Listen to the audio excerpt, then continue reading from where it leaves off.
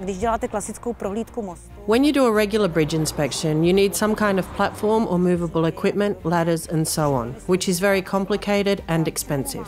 The revolutionary thought is that with drones you can fly into a narrow space and determine, yes, this is where parts of fixings are falling out. This is where a connection is loose. Damaged drainage, damage to paint and concrete. And it is very fast and effective. We will fly about a meter from the rafters with the camera up.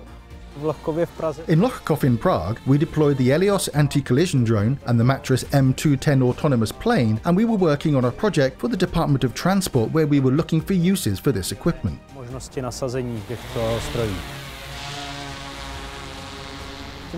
With the anti-collision drone, we were able to get very close to the construction. We were able to get close to individual cracks in the structure.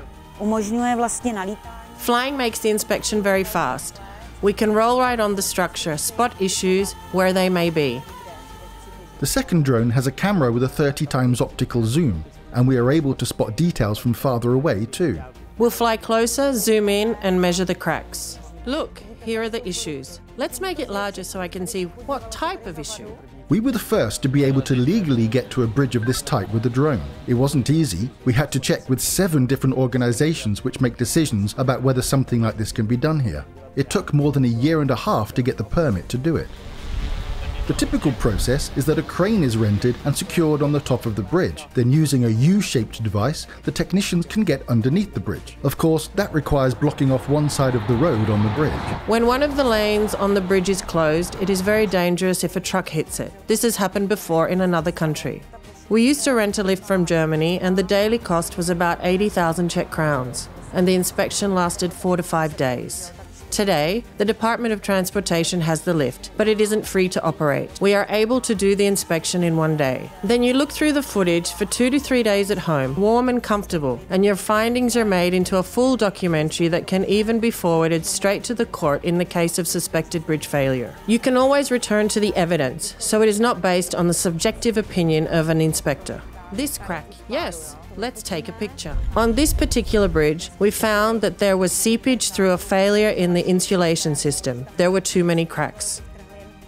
This big gap, you see it? Well, the second half is considerably worse. There are considerably large temperature differences.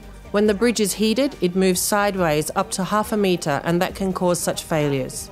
We are within the warranty period, so that means that inspections should be made annually. Every year the conditions should be determined and the warranty applied and mistakes fixed. And since it is so fast, I'd even take the outside, so we have both.